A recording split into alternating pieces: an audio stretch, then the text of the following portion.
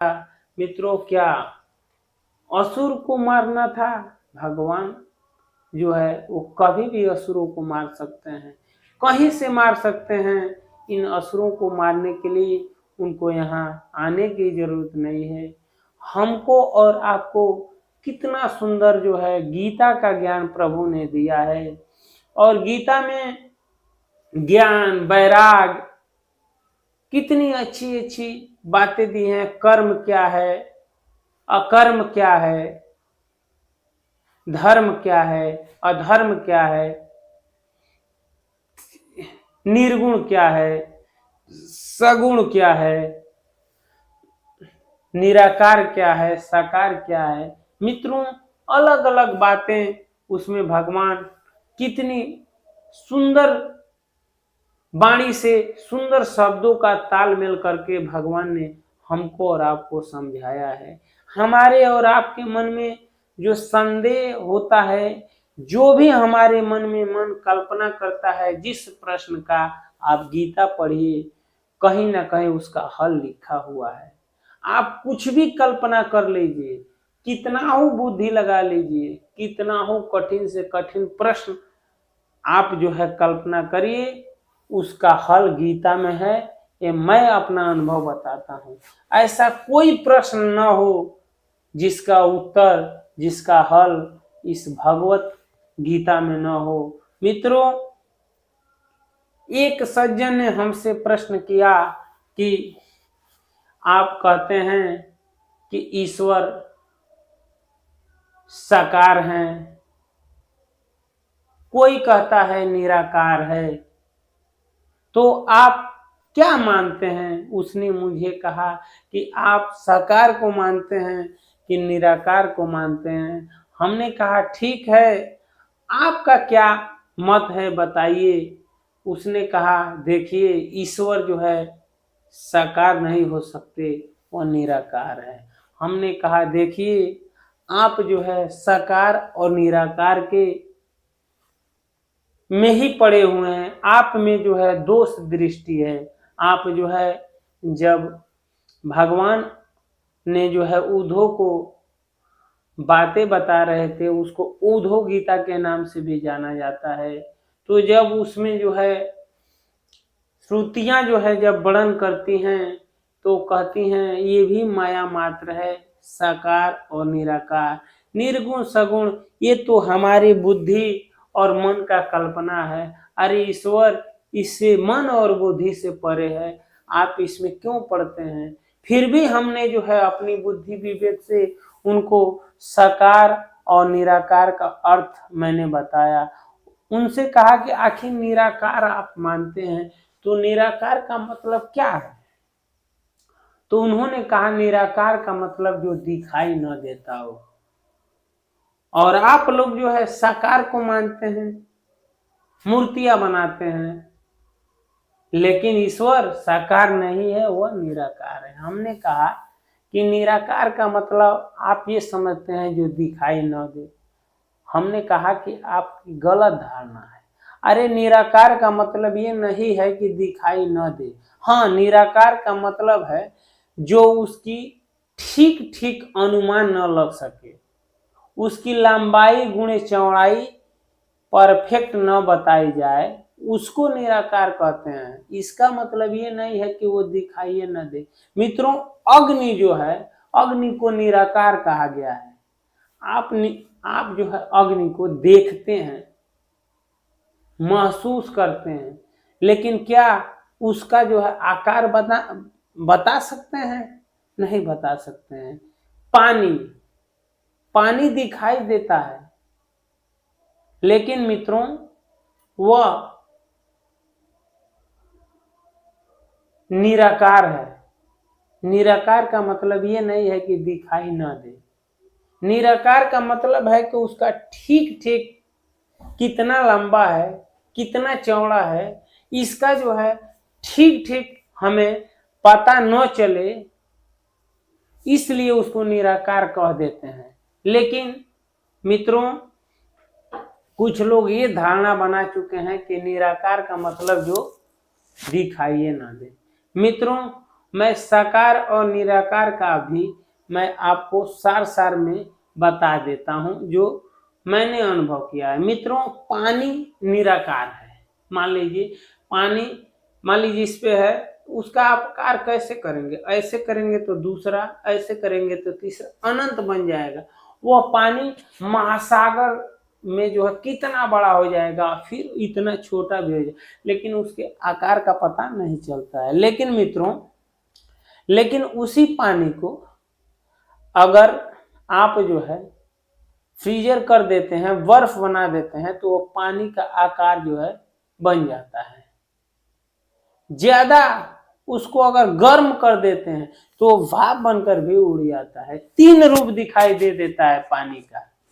एक जो है पानी, दूसरा बर्फ बन जाता है, तीसरा जब ज्यादा गर्म करें तो भाप बनकर उड़ने लगता है। बहुत ध्यान करने पर आपको दिखेगा। मित्रों, उसी तरह वही परमात्मा निराकार साकार जो है दिखते रहते हैं। यह हमारे मन और बुद्धि की कल्पना है। लेकिन मित्रों, वास्तव में जो है वो अपने धाम में, अपने लोक में जो है अपने परिकरों के साथ नित्य जो है लीला करते रहते हैं।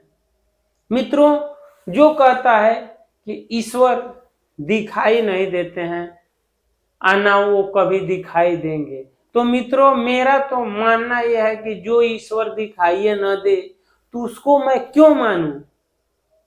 अरे उसकी इबादत या पूजा मैं क्यों करूं जो दिखाई न दे? मित्रों, आपको कह दिया जाए कि आप कितना हो पढ़ते रहिए, आपको बुद्धि बढ़ेगी नहीं, ज्ञान बढ़ेगा ही नहीं, नौकरी भी नहीं मिलेगी, कोई लक्ष्य आप हासिल नहीं कर सकते हैं, तो मित्रों तो क्या आप पढ़ेंगे? नहीं पढ़ेंगे। कोई कह दे कि चलिए मेरे घर काम कर दिए, करते रहिए, लेकिन आपको पैसा नहीं मिलेगा, पैसा छोड़िए आपको भोजन नहीं मिलेगा, हम कुछ नहीं देंगे, हमारे वह कार्य करिए, तो क्या आप कार्य करेंगे? नहीं। मित्रों, बिना लक्ष्य का कोई भी कर्म नहीं करता, कोई भी कर्म नहीं करता। तो मित्रों, क्या अगर कोई कह दे कि आप ईश्वर की पूजा करिए, ध्यान करिए, भक्ति करिए, लेकिन वो कभी मिलेंगे नहीं, दिखाई नहीं देंगे, तो क्या कोई करेगा? ये मूर्खता वाली बात है जो कहता है कि ईश्वर दिखाई नहीं देगा, उसका रूप रंग नहीं है।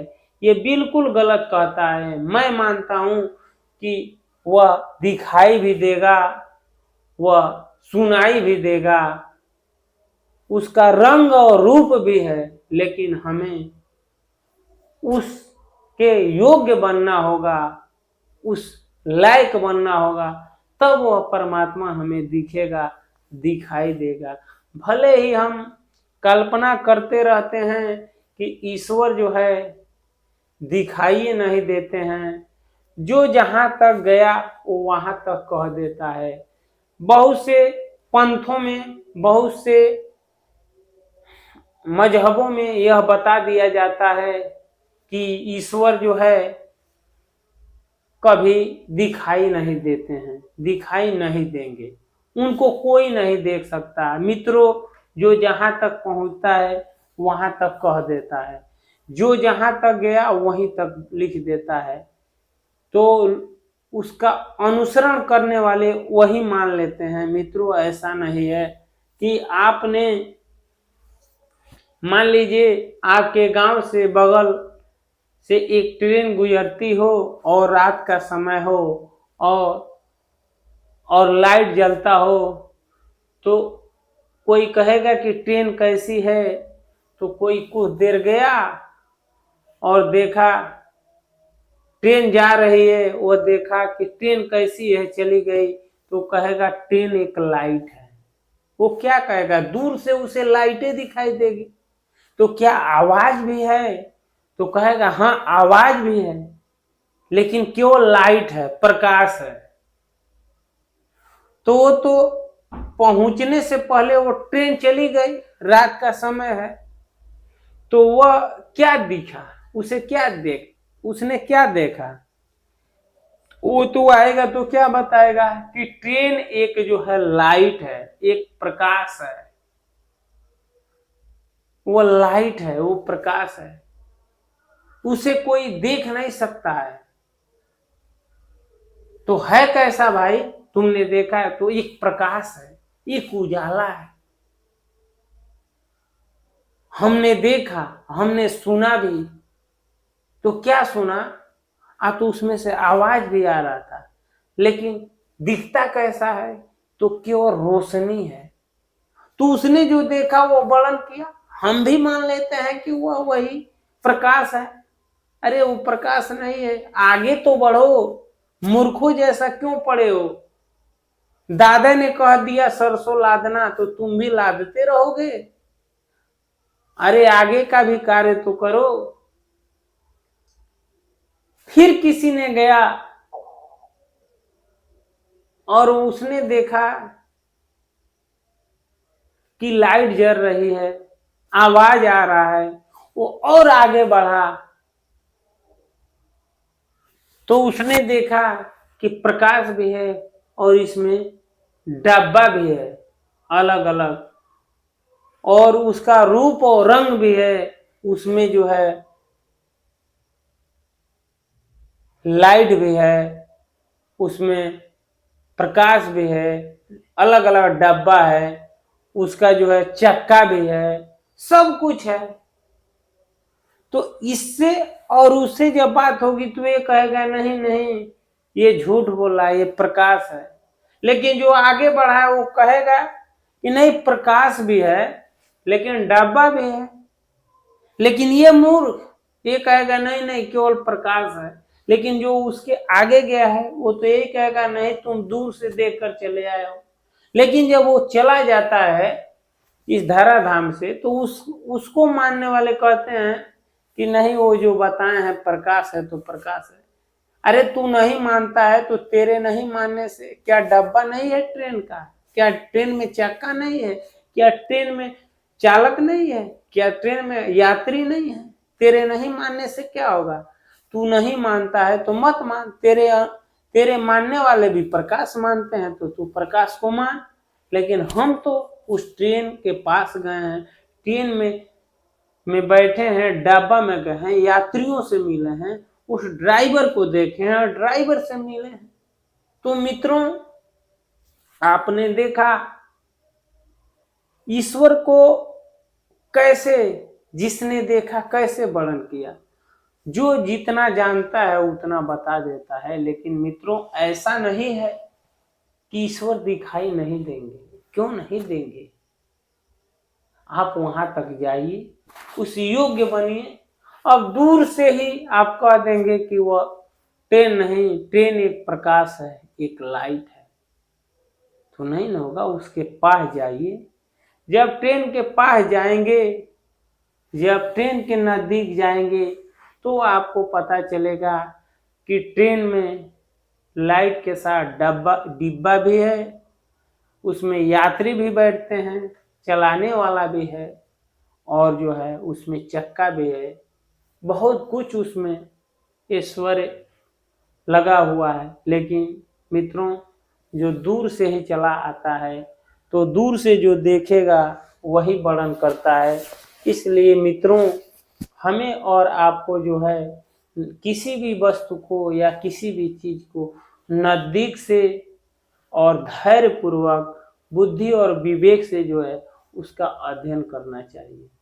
हमें और आपको बताया जाता है कि भगवान अवतार क्यों लेते हैं, तो कुछ ये कहते हैं कि अरे ईश्वर को क्या आने की जरूरत है, तो तेरे को आने की यहाँ क्या जरूरत है, तू यहाँ क्यों आया है।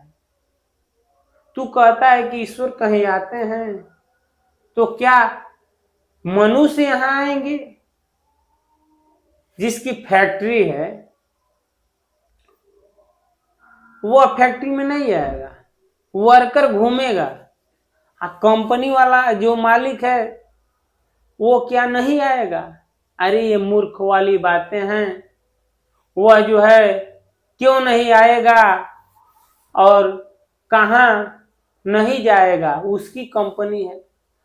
अरे उसका मन है तो 1 महीना नहीं आएगा, 2 महीना नहीं आएगा, 3 महीना नहीं आएगा, उसका मन है तो 2-3 महीना लगातार रहेगा, उसकी फैक्ट्री है। अब जो वर्कर 3 महीना मालिक नहीं आया कंपनी में, तो वह कह दे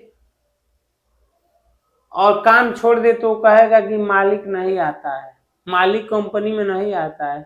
तो मालिक है कहीं है लेकिन कंपनी में नहीं आता है, क्यों नहीं आता? तो आता ही नहीं। अरे मूर्ख, तू हमेशा रहा, जितना दिन रहा उतना ही का हाल जानता है।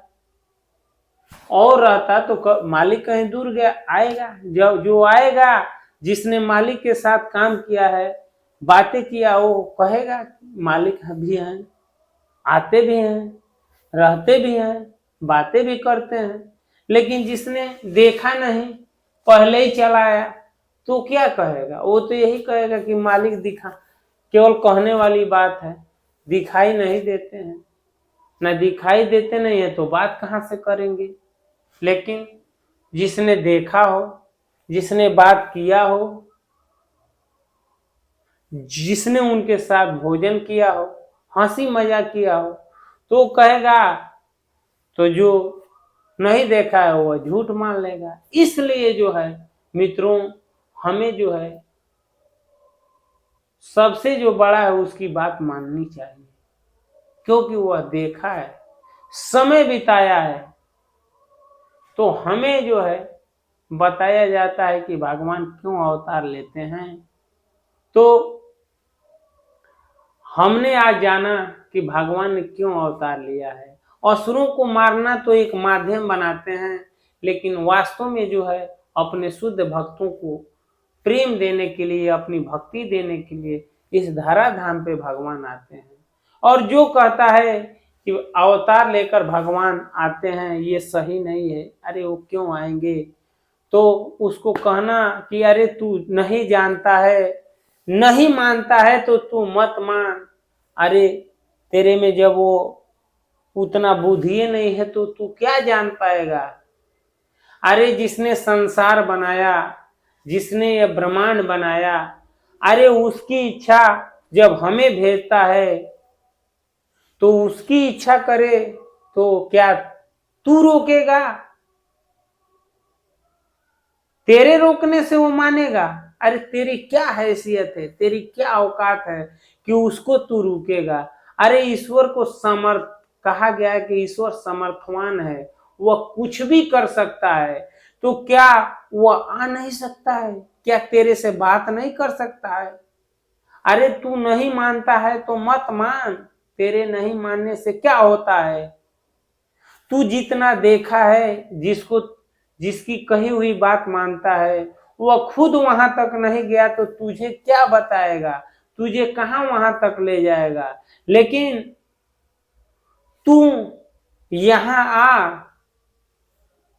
तुझे बताया जाएगा कि ईश्वर क्या है, ईश्वर क्यों आता है। मित्रों, आपने यह देखा, आपने यह जाना कि ईश्वर इस धराधाम पे क्यों अवतार लेते हैं, क्यों आते हैं, आपने आज जाना। मित्रों, उम्मीद करता हूं ये वीडियो अच्छा लगा होगा। अच्छा लगा होगा तो लाइक एवं कमेंट जरूर करिएगा। आज इस वीडियो में इतना ही, अगले वीडियो में फिर मिलते हैं। तब तक के लिए हरे कृष्णा, राधे राधे, राम राम जी।